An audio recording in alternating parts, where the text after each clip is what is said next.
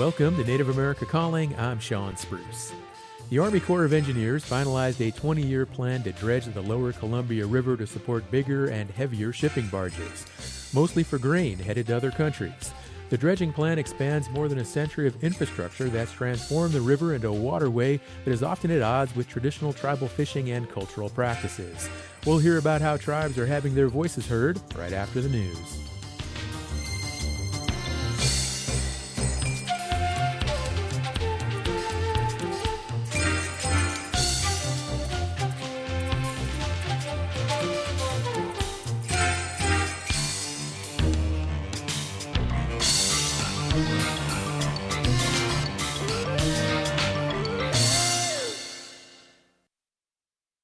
This is National Native News. I'm Jill Freitas. Over the past year, the Navajo Nation Council has been investigating what happened to the $24 million in COVID relief allocated for Zeni Home, a failed housing initiative. A week-long public hearing on the matter got off to a slow start Monday when subpoenaed witnesses failed to show up on the advice of the tribe's Justice Department. KJZZ's Gabriel Pietrasio reports. Those witnesses included Navajo President Boo Nygren, but the tribe's DOJ sent a same-day memo advising all government employees to not attend or testify. The Department of Justice is not here to hinder the process. Acting Deputy Attorney General Joanne Janes says the best way to do so is in executive session. We can advise you as to what can be disclosed and what cannot be disclosed. Budget and Finance Committee Vice Chair Carl Slater questions whether the DOJ is operating in good faith. It's very difficult to ascertain between the politically appointed leadership of the department what the position of the department is with respect to quash this whole endeavor. Meanwhile, President Nygren himself has filed several motions to stay the public proceedings. For National Native News, I'm Gabriel Pietrasio. If you've spent time in Ketchikan, Alaska, you've likely seen the work of Israel Shotridge. The Tlingit master carver passed away in Washington state in April at the age of 75. Israel is being remembered for his artistry, gentleness, and love of family. KRBD's Hunter Morrison spoke with two of Israel's loved ones about his life and legacy and has this story.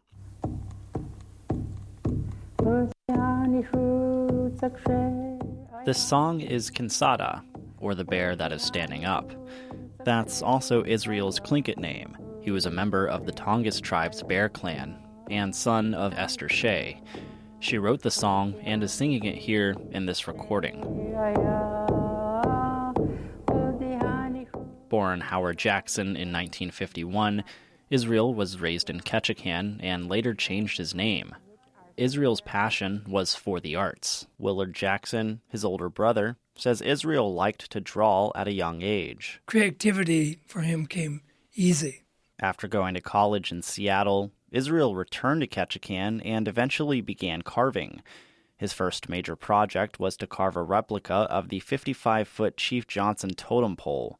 It was the first pole in over 50 years to be carved and raised in Ketchikan, and still stands downtown today. Israel also met his wife, Sue, around that time. He was friendly to everybody, and I just fell in love with him. In addition to his totem work, in the 1990s, Israel and Sue moved to Washington state, where they opened their shop, the Shotridge Collection. But art wasn't Israel's only passion. He had a love for music and was also a family man who loved spending time with his children and grandchildren. Sue says this, his art and cultural preservation, will be Israel's lasting legacy. He was the humblest and most modest artist that I ever knew. Willard says Israel's carvings and legacy can be found all around the globe. And every time I see it, I know it's his. Sue plans to return Israel's ashes to Southeast Alaska next year for a canoe journey from Wrangell to Ketchikan. She says Israel wanted to do that, but never had the chance when he was alive. Reporting from the traditional first land of the Tongass Tlingit people, in Ketchikan, I'm Hunter Morrison. And I'm Jill Freitas.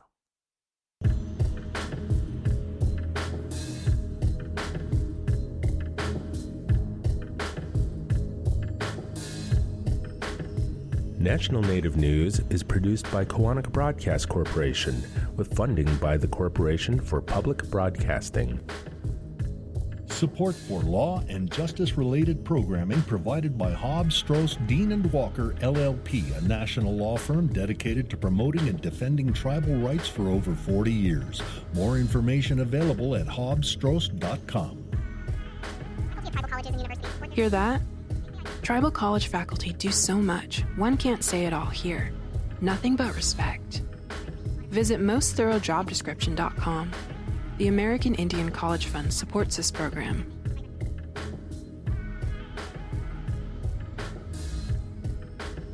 Native Voice One, the Native American Radio Network.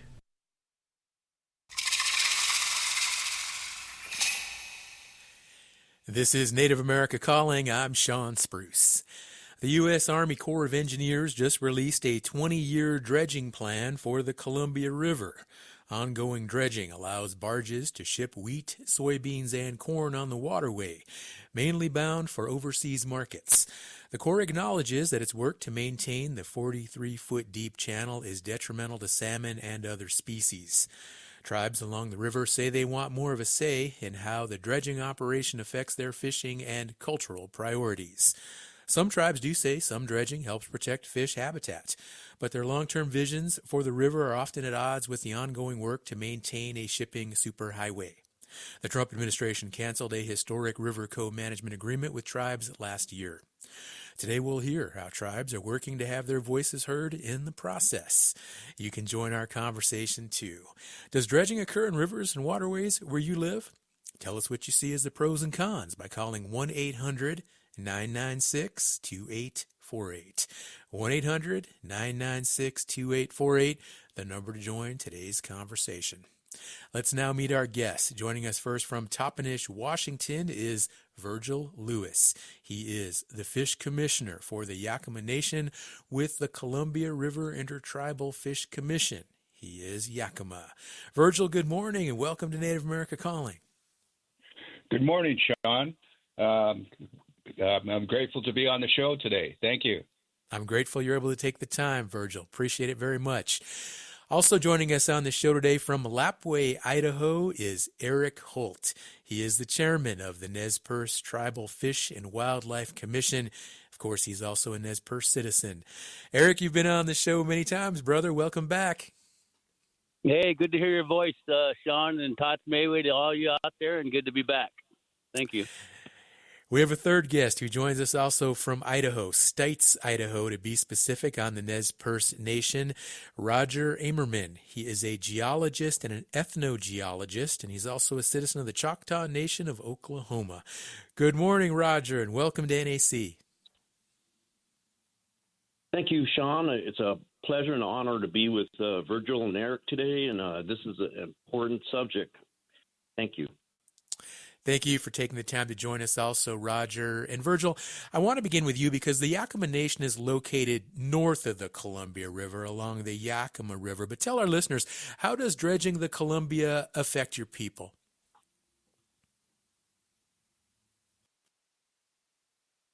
As something that hasn't been done ever for above Bonneville Dam to McNary Dam, and that's the area that I'm concerned about because with the input of the dams, the sedimentation buildup at each one of the tributaries is having a negative impact on the flow of the main stem Columbia River. Now, we talk about this act, Water Resource Development Act of 2024. It's good. I appreciate it because it's a start. If we can focus on getting these tributaries sedimentation taken out, then the river will flow much better. The juvenile salmon that comes out into the main stem Columbia will get out into the ocean faster, and it will take out many areas where predators use to target our juvenile salmon going out into the river.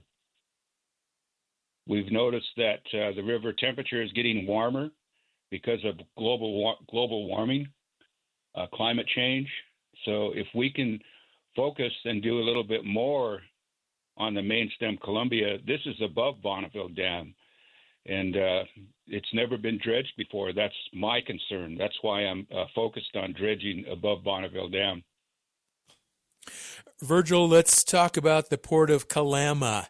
The Army Corps of Engineers just approved a dredging project earlier this year near the Port of Kalama, and it also just approved a 20-year dredging plan.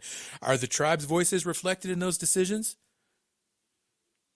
A little bit, not very much.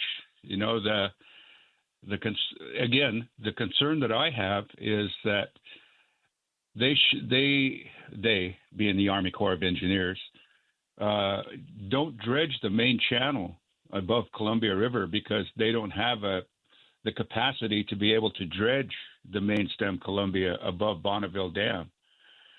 I was on one of the dredges about 6 months ago, and I was able to see how they do their work, and the ship itself is huge.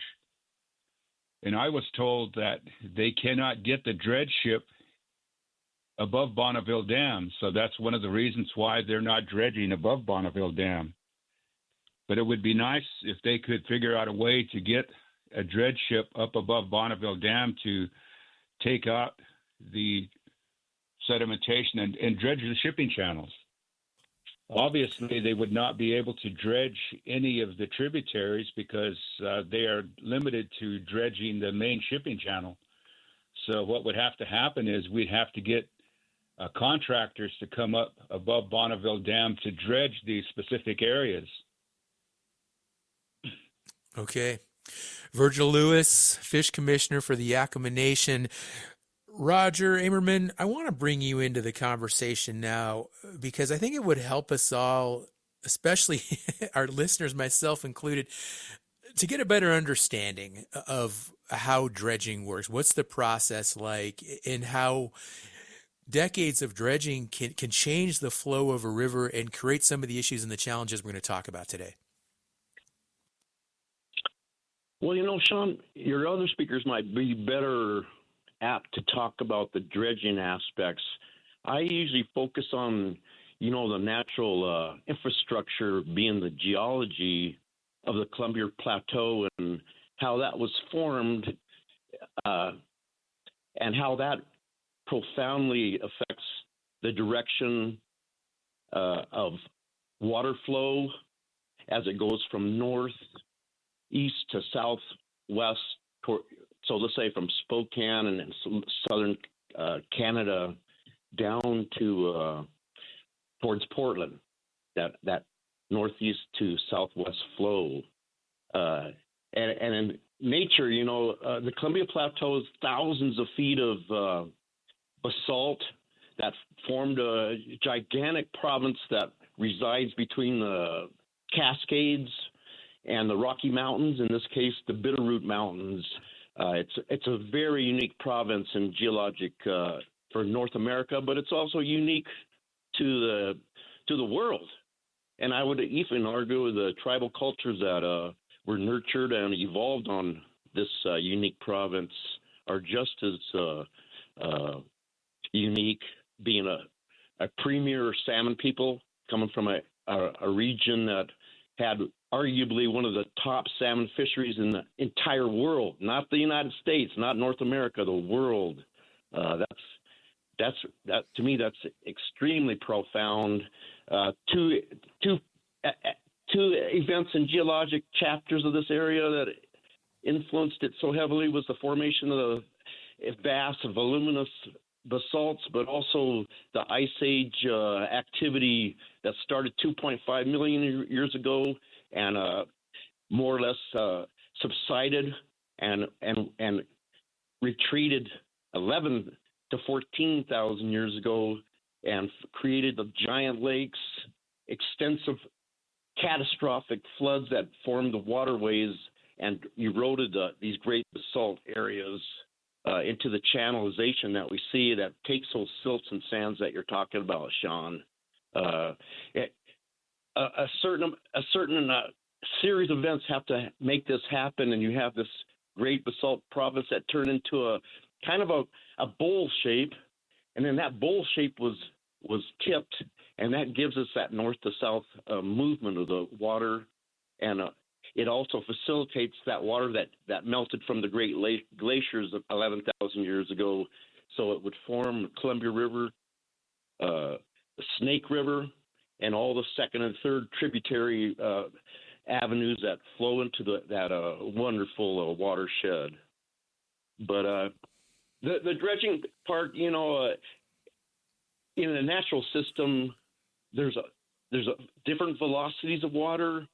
There's different things, sand and silt estuaries being built up, eroded, built up again, and these are creating different velocities. All of that with the stabilization of the water after the last 6,000 years, that allowed plants, animals, and then subsequent, and then humans to have a stable environment, and for humans to really populate and utilize this very profound province that we call the Columbia River Plateau. Thank you, Roger. Sean. Yeah, appreciate it very much. We're going to take a short break here in just a moment. We'll come back and continue our conversation here with our guest today, talking about dredging in the Columbia River. We just heard Roger mention the sediment and the sedimentation and how that changes. And the Yakama Nation has been studying those changes with the sedimentation in the Columbia River. So when we come back from this break, we'll ask Virgil Lewis to talk about that more. And of course, we've got Eric Holt, who is the chairman of the Nez Perce Tribal Fish and Wildlife Commission, and he's going to talk about the impacts of dredging for the Nez Perce Nation, the Nimiipuu, of course. So stay with us. We'll continue this conversation. And we've got the phone lines open for any guests right now who would like to chime in here. Maybe you're familiar with dredging that occurs in waterways where you live, and you can talk a little bit about how you've seen waterways impacted by the dredging. Just pick up your phone and call us. The number's 1-800-996-2848. Love to get some callers going today. Get some of you to engage with us and join the conversation. Just pick up that phone, call 1-800-996-2848. That number is also 1-800-99-NATIVE. And we always have our social media platforms available to you as well. So you can go to our Facebook page, Instagram, Blue Sky, Threads, and you can like, post, and comment with regard to today's show. Or visit our website, nativeamericacalling.com.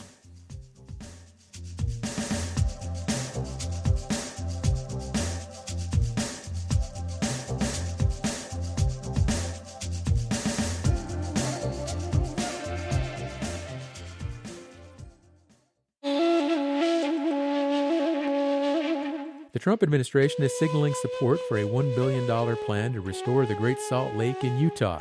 Some researchers say without intervention, the signature water body in the state could vanish within a decade. Such measures will mean a change for tribes in the watershed. We'll find out the implications on the next Native America Calling.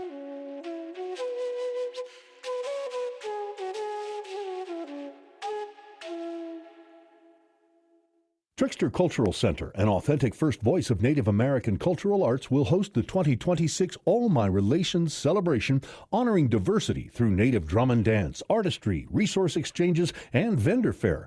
Trickster Cultural Center's All My Relations celebration is open to everyone at no charge June 20th from 2 to 6 p.m. in Schaumburg, Illinois. More under events at tricksterculturalcenter.org or at 847-301-2090. Trickster Cultural Center supports this show. We're glad you're listening today to Native America Calling. I'm your host, Sean Spruce.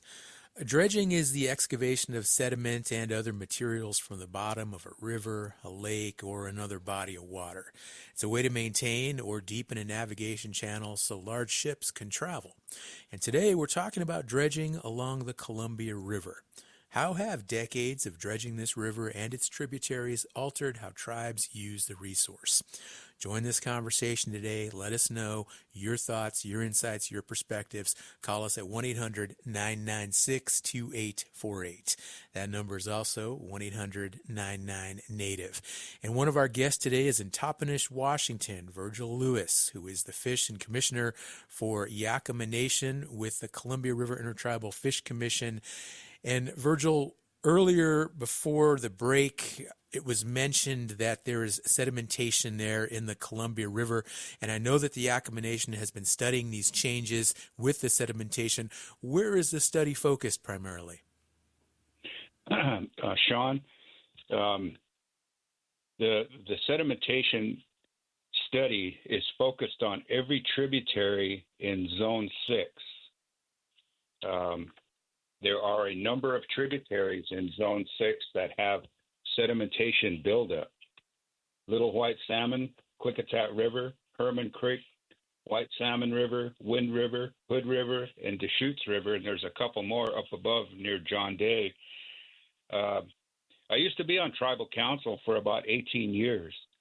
And when I was on tribal council, I called in one of our senior fish biologist scientists. And I told him that we need to start focusing on the sedimentation buildup at each one of our tributaries. It was my feeling and the Fish Committee's feeling that we need to start removing the sedimentation for the betterment of our fish species. You know, those of us that have been tribal members, fishermen, and users of the resource, we've been dealt the responsibility of speaking for those that cannot speak for themselves, meaning that the salmon species needs help. So we have to do something to help them with their habitat. When we think of habitat, whenever habitat is brought up, it's usually in the reference of upper habitat, where they spawn, where they dig their redds. But when you think of when I think of habitat at times, I think of the main stem Columbia, because no one ever does anything on the main stem Columbia up above Bonneville Dam. And when we remove the sedimentation there, like I'd mentioned, that it will improve the flow of the river, making it flow as freely as possible before the dams were put in place.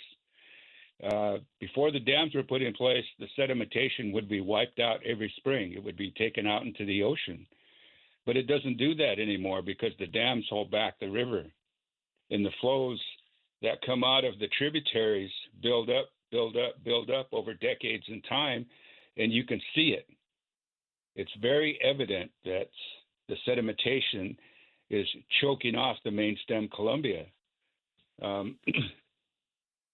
The individual that is doing the study for us, his name is Bill Sharp, Yakima Nation Fisheries. He's a scientist that has been working for Yakima Nation for over 30 years, and he's doing a very good job working with all the different partners, the Army Corps of Engineers, and the different partners all along the Columbia River. I'm hoping that he will continue, and I know he's going to continue his work for as long as he can. And I'm hoping that the other tribes will step in and help too, because I know that Eric up there in the Snake River will be having these same types of problems. But we need to start focusing on the main stem Columbia in order to make a better environment for our juvenile and adult salmon. One of the main rivers that I'm concerned about is the Klickitat River. There's a spring hatchery upstream of the Klickitat River that Yakima Nation runs, and the mouth of the tributary is getting filled in with sediment, and it's very, very evident. You can see it just by driving along the highway and looking down into where the river flows out into the main stem, and you can see the bottom of the river there. So there has to be something done regarding taking the sedimentation out so that our salmon can survive going out and coming back in. Virgil, do you get any sense that the Army Corps of Engineers is taking this study and also tribal input seriously in their decision making? I believe they are. Bill is a scientist that has been working for Yakima Nation for a long time. Also, I brought it out at a meeting with the Northwest Power Conservation Council. And at that meeting, it's two representatives from Montana, two representatives appointed by the governor in Montana, Idaho, Washington, and Oregon. And they meet every month. And I was able to get Bill to provide a presentation to the Northwest Power Council, and they were really impressed with the presentation that Bill provided. So I know we're starting to gather some strength in following this important project for the tribes, the Nez Perce, Umatilla, Warm Springs, and Yakima that rely on the salmon that flow through Zone 6. So this is a step. It's a good step. I really appreciate the work that is being done. The 24 Water Resource Development Act, I hope it continues. Virgil, I need to ask you about the economic aspects in the shipping industry here that is ultimately benefits from the dredging that we're talking about. Does any of that benefit the tribe economically, the shipping, the routes? It does. It doesn't directly benefit the tribes, but it does help the tribes overall. I mean, economically, what benefits Washington State eventually benefits the tribe because we're citizens of the state too. The wheat that comes out from Snake River, it's transported down the river.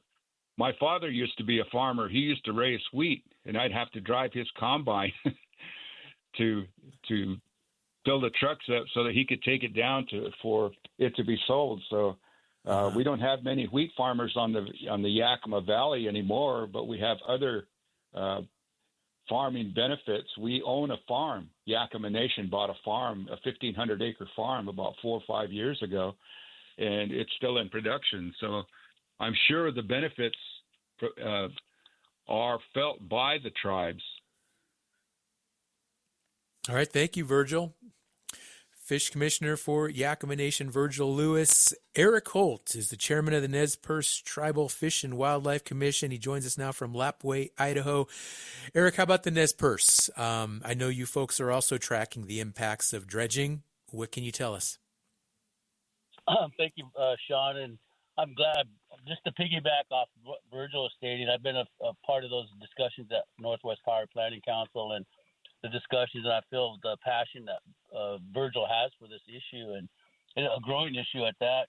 For the Nez Perce tribe, I'll just kind of create a picture. The Nez Perce tribe and our general council passed a resolution to honor the Snake River and create it as a heart and spirit of something that's a living organism, if you will. So we wanted to show to the outside world that we believe the Snake River is that living piece that we know that needs that protection. And so, we took action as a general council to pass that resolution to ensure the protection of the Snake River and all that encompasses that, and so as you talk about the Snake River dredging, litigation has been done. They did a dredging in 2015 where they went to court, Army Corps of Engineers, for dredging of the Snake. They've been also had a definitive court ruling back in 2016 where the Army Corps of Engineers, the judge ruled unanimously with them. And it talks about how they deliver value to the nation, if you will. It talks about, how many railroad cars it would take, how many semi-trucks it would take for if they didn't move it by cargo. And so they talk about the dredging needs and how the increase for more frequent and dredging activities. And so they're putting money towards this activity on the Snake River. And so when they do this, though, they're actually for recreation and industry alone. In 2023, there was a $5.3 million project on the Snake River for various locations to be dredged from the ports of Clarkston and Lewiston all the way down the Snake River. And they talk about the dredging that's associated with the disposal of the sediment that's built up behind the dams, and that they're being disposed of in water at Bishop Bar, which is at River Mile 118 on the Lower Snake River in Washington State.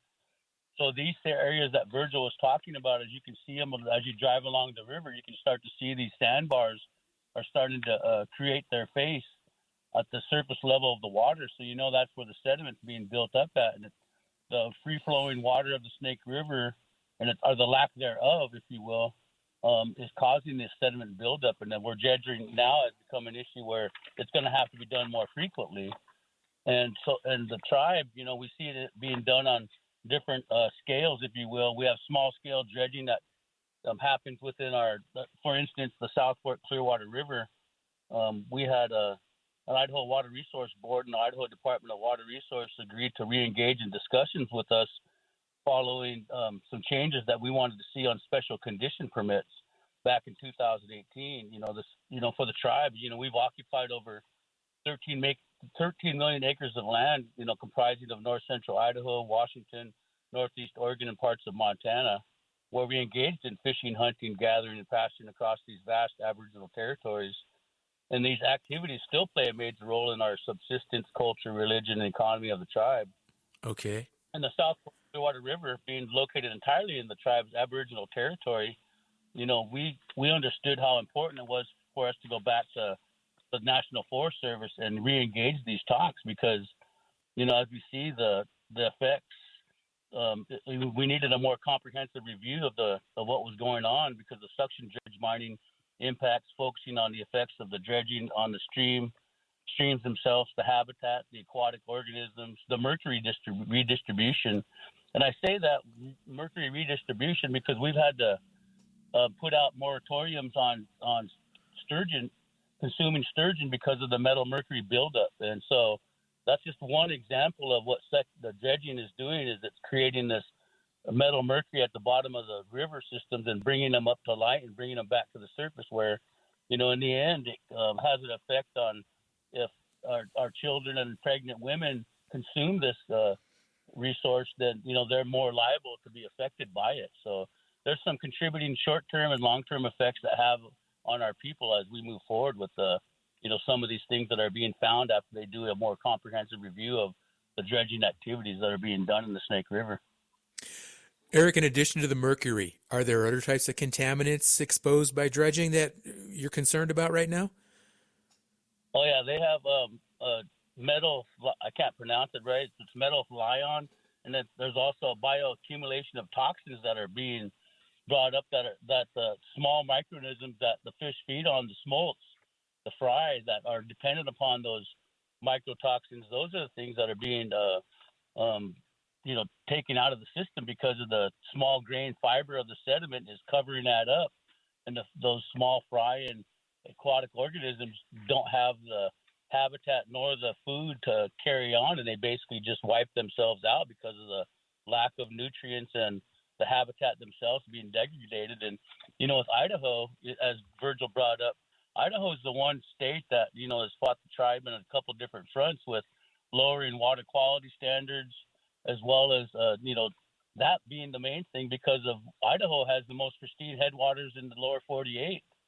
Four crucial spawning grounds for steelhead salmon and lamprey and sturgeon. And so when we see them lowering water quality standards, that sets a bad precedent and it puts us in a position where we have to defend through litigation, these areas of concern. Thanks, Eric. Roger Amerman, chime in here. I'm interested in learning more about these contaminants in the sediment. How do they move with the sediment, and what makes up all of this sediment and these contaminants? I mean, were they already there in the first place? What's their initial origin? Originally, pre-colonial establishment and activity, it was all about water temperature. It's all about different velocity of water. It's about nutrient levels and all these things that Virgil and Eric were talking about that make a really healthy environment.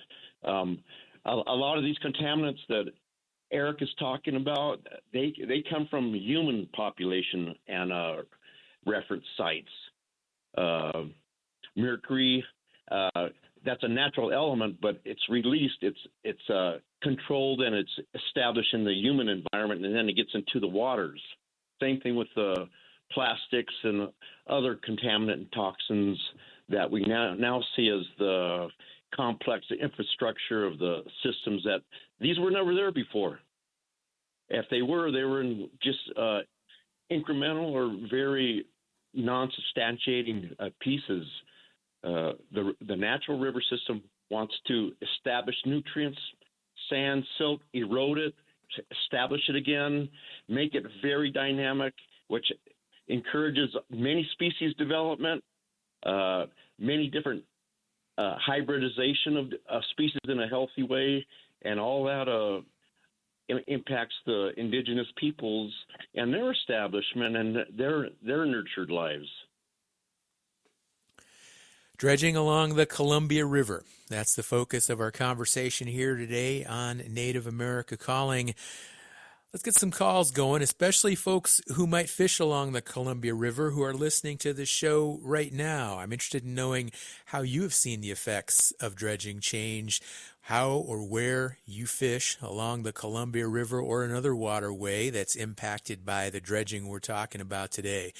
Two of our guests today, Eric Holt and Virgil Lewis, are both fishers. We're going to ask them that question as well on the other side of this break, but I would like for some callers to join us as well who fish and can share their insights with regard to how their lives, their lifestyles, their way of life has been impacted by dredging. The number is 1-800-996-2848. Once again, 1-800-996-2848 to join the conversation here on Native America Calling. Share your thoughts and share your perspectives. We'll be back on the other side of this short break and continue with our guests and some callers, hopefully, as well.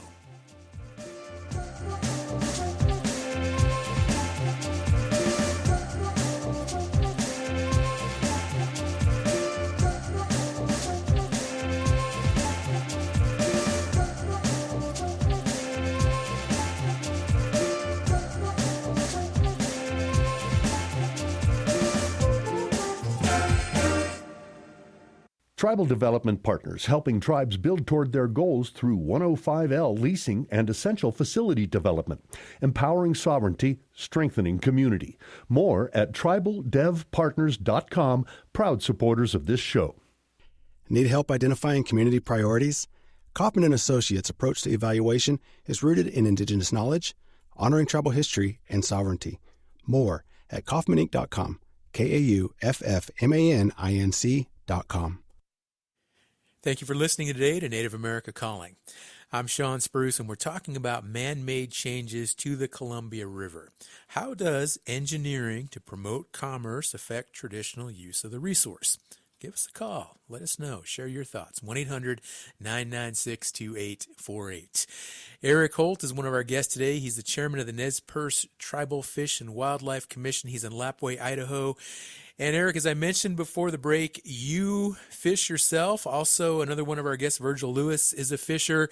How have you seen the effects of dredging change how and where you fish? And I'm also interested in knowing how much of an issue the dredging is compared to other impacts on the river, specifically dams. We've talked about that on the show before with you.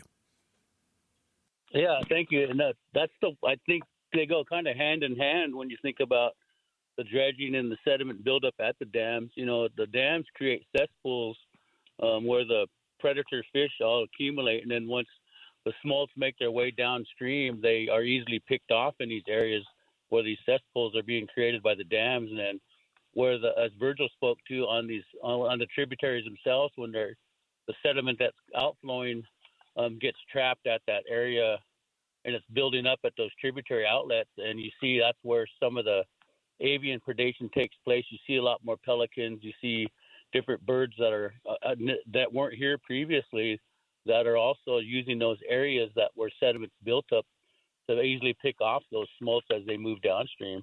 And for fishing wise, you know, you can't utilize some of those areas as you once did before, and you have to relocate and, you know, definitely have to readjust and reanalyze where you're at. You know, now that we've this year we hadn't enacted no gill net fishery, but, you know, in past years when we have, you know, they have to look at where they use the river, how they use their net, and how long of a net they're going to use, that sort of thing. And then with the pole fishermen, they have to also look for different locations now because you know, the sedimentation buildup at where they're at. You know, the salmon aren't really there, or the steelhead aren't in those areas per se, and we'll have to go seek other avenues to try to access to where those fish are located at. And then also, you know, you don't want to see this, but, you know, we've seen it on the Columbia River where they had to put a moratorium even on some of the fish species down there. And, you know, and as I spoke to it up here in the Snake River, we have that issue as well with, like I said, the sturgeon. But fishing wise, we lose sight, and that's the part that I think recreation and industry don't realize is that, it's a sport fishing to them, and for us, it's a way of life. And, when it's adversely affected by the impacts of dredging, then, and our voices sometimes aren't heard in the way that we want to see them on paper. And, sometimes, we don't get to see that. And therefore and I tell this to the Army Corps of Engineers about some of the low hanging fruits, if you will, that projects that can be accomplished that are betterment for all of us, and especially for the salmon steelhead as they, come upstream and downstream. Those sort of fixes at the dams need to happen at a far faster rate than they are because of the need is there. And these are man-made structures, as you stated, and they're affecting our ability to harvest salmon and steelhead and lamprey. And so, we need an Army Corps of Engineers to collaboratively work with us not only on the flow regimes and the sediment buildup, but how dredging and the barging of goods. They know it's a big industry. They put that example out there, but it's also affecting the species that can't speak for themselves, and that's the resource themselves. And that's what we're trying to do. We're trying to protect them and trying to do what we can to, protect the next generations as they come up. And with climate change and everything else, all the contributing factors to the decline of these salmon runs, we need everybody's help on board. Virgil, back to you. I want to know what happens to this excess sediment that we're hearing about here. The government removes millions of cubic yards of sediment from the Columbia River every year. Where does it go, and how does it ultimately impact the sites we're talking about? Well, as I'd mentioned previously, there hasn't been any real dredging above Bonneville Dam to McNary. Almost exclusively, the dredging has been below Bonneville Dam, and what they do with that sedimentation that they collect down there, they've created islands with the sediment. They've made islands down there, and once predators find out that those islands are there, then the birds migrate to those areas, and that becomes their habitat, their area. And I don't know that they're going to continue doing that. I think it would be better if they did something with it, besides creating man-made islands down there below Bonneville Dam at different locations. It was brought up that we have a lot of little man-made lakes and ponds above Bonneville Dam. If you drive down the freeway and the railroad tracks, you'll see these little ponds on each side of the Oregon and Washington side. These little ponds are used for nurseries for predator fish. And something has to be done about that, because if we don't do something about it, those predator fish will continue to multiply. There has to be a way for us to reduce the number of predator fish in our juvenile salmon. And a statement was made that maybe what we need to do is take all this sedimentation and fill in those ponds and turn them into parks. I know you can't fill in all the ponds, because I was told there are 154 lakes and ponds along the Columbia River from McNary down to Bonneville. I'm thinking about the sedimentation buildup above Bonneville Dam at each one of our tributaries. Eric gave a really good synopsis on what happens to juvenile salmon when they're coming out. When I was fishing down there at Bonneville, at Wishram, where our father taught us and made us go out and fish, when we were kids, we had to put out a net, a 300-400 foot net, and we only needed one anchor to hold that net out. Today, I go to the same place and I put out a 300-400 foot net, and I need at least 2 or 3 anchors to hold that same net out. Otherwise, it's going to get pulled in.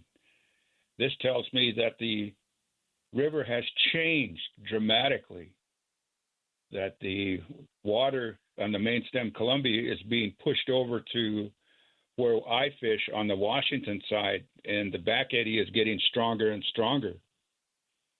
You know, the sediment impacts are impaired tributary deltas.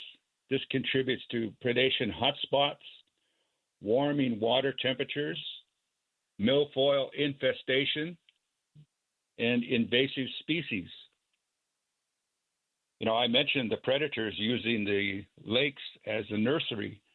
We also have, because the water is slowing down and warming up, we have milfoil that is continuing to grow. There's a huge amount of milfoil and vegetation that comes in during the fall time, and it affects our fishing. When we put our nets out, we get nothing but milfoil and seaweed that clogs up our nets, and our fish see this and they go around our nets. So it makes it really, really hard for Virgil? us to continue fishing in the way that we do. We need to address the sedimentation. We need to address the milfoil. We need to address those lakes some way or another. And I told the commission, Columbia River Intertribal Fish Commission, when we have our monthly meetings or semi-monthly meetings, that we need to do something about this now. If we don't, then our children and grandchildren will have to deal with it. And we don't want to do that, because we don't want our children or grandchildren saying, why didn't Father or Papa do something about these, or why didn't Grandpa do something about this when he was there? And I don't want my grandchildren to be asking their parents about that. Why didn't I do something about it? And so that's why I'm pushing hard on this. Virgil, have tribes ever called for dredging to completely stop? And is that, if not, is that at any point a long-term goal? No. It's possible, though. We've never really sat down and talked about stopping dredging completely. If we can't get dredging up in our area, there should be something done. And obviously, with this new bill that was in place, it's going to help us get funding to be able to do more studies, because the sedimentation itself, it holds lamprey larvae in the sedimentation. That's where the lamprey larvae live, is in sedimentation. And so all of that would have to be looked into and find out how much larvae is in there and make sure that they're taken out so that they're not impacted. But I don't see Yakima Nation or the tribes themselves calling for a stop of dredging, because it happens down below Bonneville Dam. All right. Thanks, Virgil. Eric, how about you? What are your thoughts on calling for a halt, a permanent halt to dredging at some point? I think that it's spelled out within our push to have the 4 lower Snake River dams removed. I think that the Nez Perce tribe is at the forefront of wanting those dams removed. And once those dams are removed, you'll start to see a more free-flowing Snake River, which then, that sediment built up that we're talking about, you'll start to see those disappear as well when it becomes a natural flowing river. And for me, I just think that, dredging, it's all about recreation and industry. And, as Virgil says, there's no barging that's above Bonneville Dam, but they do it for the Snake River with the barge vehicles that they use to get that sediment out. So, they're having impacts, and they're not really wanting to admit to the how much those impacts are. And we're pointing them out in these comprehensive reviews that the tribe's doing. And so, with the push of the removing the 4 lower Snake River dams, I think that says a lot for the Nez Perce tribe and what we're trying to do to get back to where, it used to be. I heard from an elder before, she said, I heard her make a statement, and she says, just put it back the way it used to be. As hard as that is, it's as easy as that sounds, it's a hard thing to do in today's world, but yet she's right in the way that she looks at it from her view, and I appreciated her take on it. Thanks, Eric. Virgil, it's nearing time to reauthorize the Water Resources Development Act. This is legislation that governs national water infrastructure. Are you watching this? And if so, what can you tell us? What are some updates? Well, I'm very supportive of the act itself, and I will be asking my senior staff to keep me apprised on what is taking place regarding the act itself. I guess I have to ask the listeners out there that I'm hoping that the act itself will continue, because it benefits, it not only benefits the tribes for them to be able to access funding to either do studies or look towards helping themselves with that funding. And what I'm referring to is Columbia River Intertribal Fish Commission is comprised of 4 tribes: Nez Perce, Umatilla, Warm Springs, and Yakima. If we were to create a program that calls for us, the tribes, the Crickfic tribes, to access their own dredge and get individuals trained to operate the dredge and pass and get their license to be able to operate the dredge, then we would have our own dredge to be able to go and dredge areas that are needed whenever the sedimentation buildup gets to a point to where it's detrimental to the juvenile and adult salmon. This is something that we have been talking about, and it's something that we're going to be pushing for. I think that it's time for us, Columbia River Intertribal Fish Commission tribes, to start making those types of determinations and moves. Thank you, Virgil. Roger, I want to go back to you, our geologist on the show today, as we wind down our time with our listeners. The Army Corps of Engineers has said that their dredging projects have little effect on surrounding ecology. I'd like to get your thoughts on that, and also ask you the question of, could we ever possibly reach a point where dredging could stop? You know, this dredging question is so complex, and your speakers today on the panel have really articulated just a spectrum of variables that are included in modern day management of that drainage.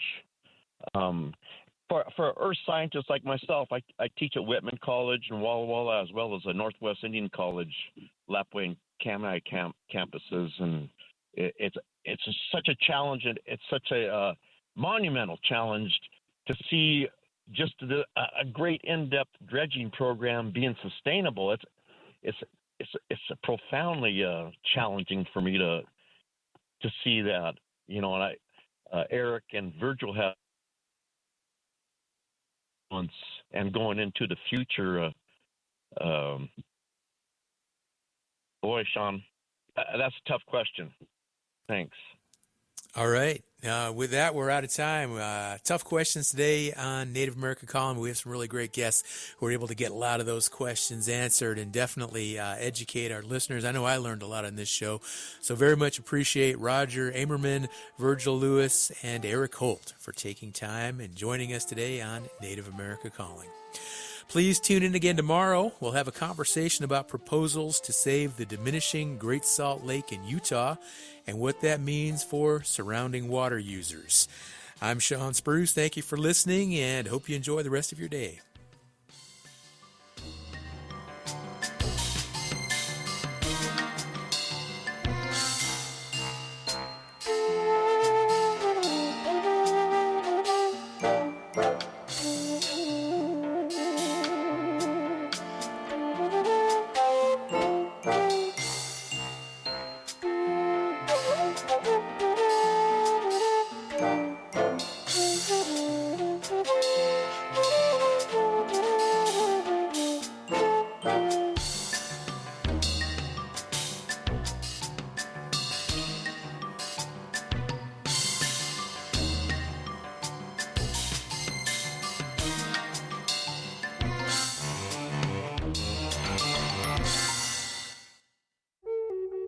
Tribal colleges and universities support their students in countless ways. They say I believe and offer help before it's asked. Hear that?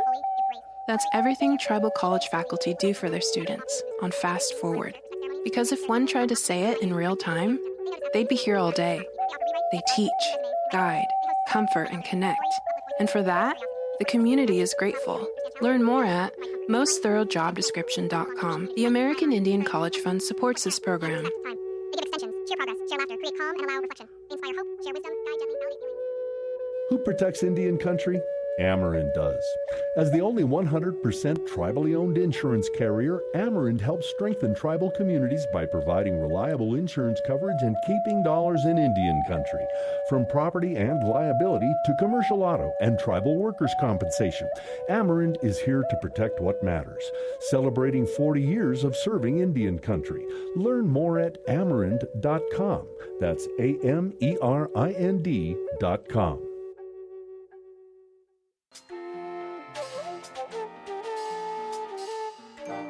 Native America Calling is produced in the Annenberg National Native Voice Studios in Albuquerque, New Mexico by Quantic Broadcast Corporation, a Native nonprofit media organization.